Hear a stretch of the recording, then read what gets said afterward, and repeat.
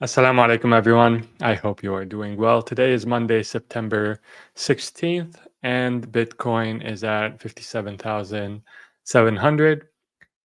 The markets today were mixed. We had the Dow reach a new all time high. NASDAQ was down, which is not that surprising considering the strong week that we had last week. And yeah, everyone in the market is waiting for the Fed's decision. Is it going to be 25? Is it going to be 50? We had probabilities shift on us a lot over the weekend, where at one point we had a 50-50 probability. So we can see that with Fed, um, the Fed CME watch. So we had 61. So we had 50% probability for 25, 50, 50 on September 13th. Today, the probability looks to have uh, moved in favor of a 50% base point cut. Uh, Now, with 61% probability of a 50 base point cut, this is kind of surprising.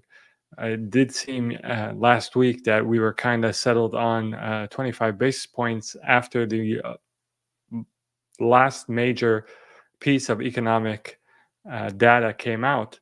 But over the weekend, the market changed its mind. Now we're looking at a more probable, at least according to the market, more probable 50 basis point cut. Now, one of the culprits for that, so we have trueflation, which takes into account the reportings of different data contributors. It's sort of a decentralized way of getting a picture of inflation. It's not an official number, but I think it is useful to look at. If you look at the year on year change, at least as per Trueflation, we're looking at 1%. So, especially recently, it does seem like inflation has fallen off of a cliff.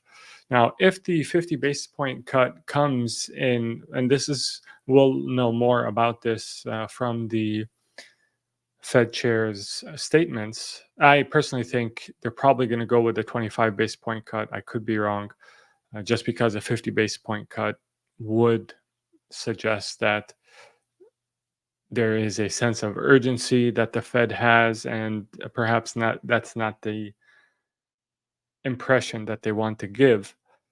But in the case of a 50 basis point cut, the market's reaction could be positive, it could be negative. The positive reaction would come if the Fed chair were to say, listen, we did 50 because we could. The inflation rate is coming down very quickly, and we think that 50 basis point cut is appropriate. On the other hand, if they say, oh, well, the economy seems to be slowing down and we need to, in a very dramatic way, and we need to make sure that, we save ourselves from a recession. I don't think he's going to say something like that, but something that could be interpreted like that and summarized like that, then the market may have a negative reaction to that. All that being said, I do think a 25 basis point cut is more likely, just because the official data seem to suggest that that's the proper course of action, but we'll see on Wednesday. Now, in this environment, what I am interested in is how can I make money for myself and the people who follow my moves and the people who watch me. And so in this environment, it's very clear that there are certain players that do very well. One of those players is Tesla. Tesla has an inverse relationship. Their stock price has had an inverse relationship with the level of interest rates. We've seen the revenue for this company increasing uh, pretty steadily for the last, well, many years, certainly since it hit its last or most recent all-time high of $400 per share. And yet the stock price has fallen. Sorry, alhamdulillah. Yet the stock price has fallen since then, and only recently has recovered on anticipation that interest rates will go down. Now, the reason for Tesla in particular being ultra sensitive to interest rates is because, well, number one, their main business is selling cars as of today, and their cars become more expensive the higher interest rates there are. And also, the uh, people tend to put off buying a car altogether until interest rates come down. And at least they have a more, uh, they're more likely to make a new purchase when interest rates are lower.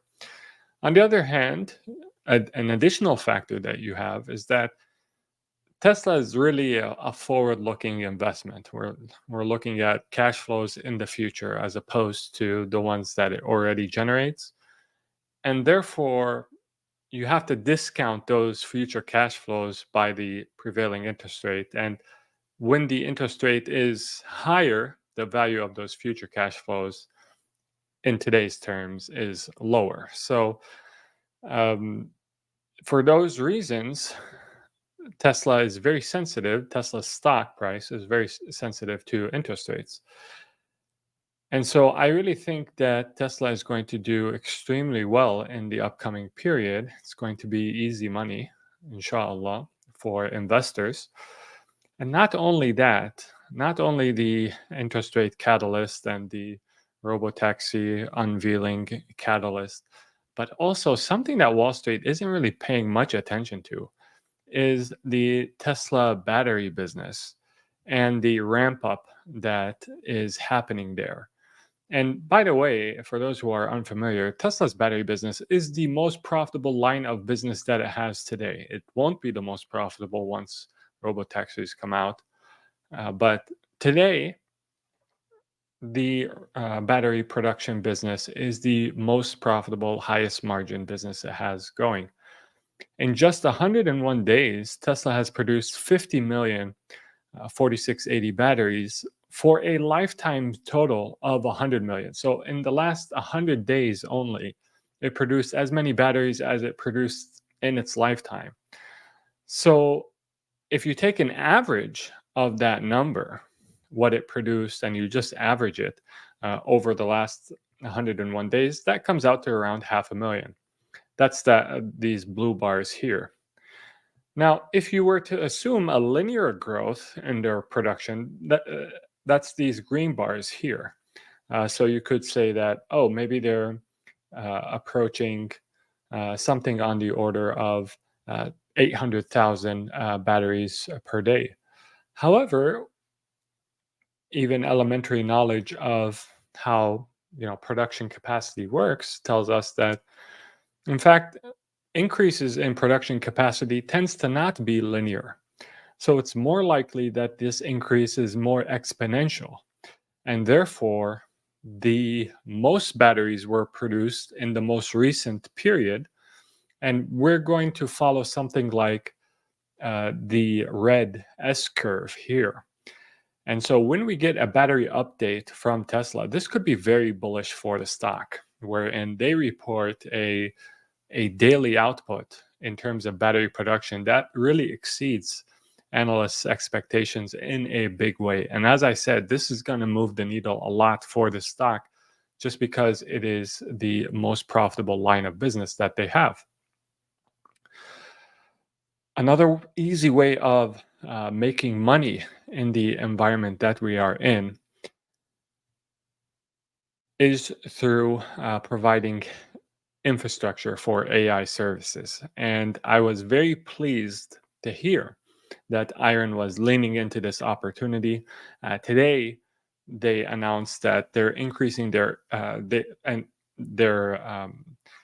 the NVIDIA GPUs. They purchased more NVIDIA GPUs after having a stagnant number for a while. They're purchasing more than they even have right now. 1080 additional NVIDIA GPUs. They're most, NVIDIA's most recent, and they expect AI cloud services revenue to make up 10% of earnings by the end of this year. So this is in addition to the 30 exahash that we're expecting for iron, in addition to the close to 50 exahash for Bitcoin mining that we're expecting for Iris Energy. The company is expecting 10% of earnings this year to come from AI cloud services. And this is really great. As an investor, I love to see it. It makes a lot of sense. I've been predicting it for a long time that, hey, it's going to be leaning into this easier way of making money. And the unit economics bear this out. So if you look at AI cloud services, this is what they're expecting. So AI cloud services estimated to contribute 10% to run rate earnings from Iron's 510 megawatt data center portfolio by the end of 2024. A proportion expected to continue to grow through 2025. So it's going to, inshallah, become more and more prominent part of their business, which makes them less and less of a trade and more of a longer term investment. So if you look at the gross margin here and you compare top line revenue with just the cost of that revenue, so basically electricity costs, you're looking at a margin here of 95% gross margin. Whereas with Bitcoin mining, the margin, assuming a $60,000 price for Bitcoin, the margins are in the 60 percentage points.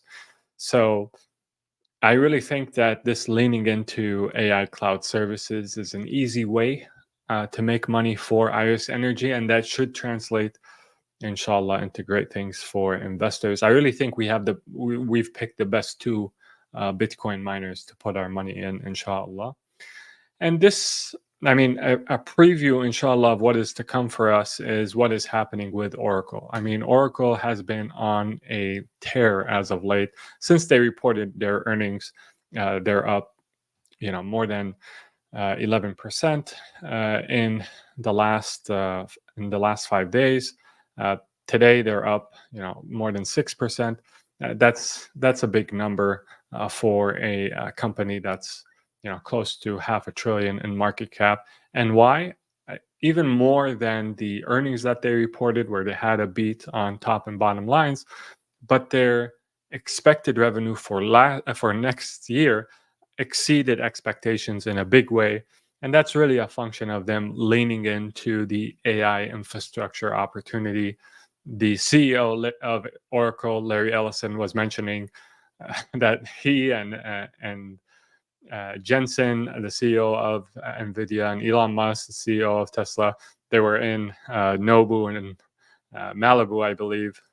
And basically, the meeting was Larry Ellison and Elon Musk begging Jensen to take their money because they wanted basically all of the GPUs that he could possibly provide.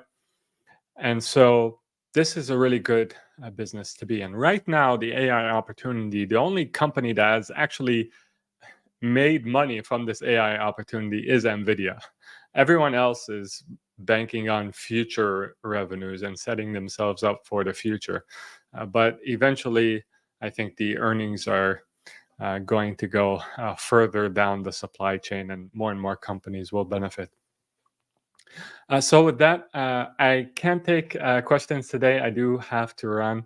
I apologize for that, but I appreciate everyone who attended. If you did enjoy this live and market update, then do leave a like. I really appreciate that. Let's make sure we get all our lives to at least 100 likes. I really would appreciate that.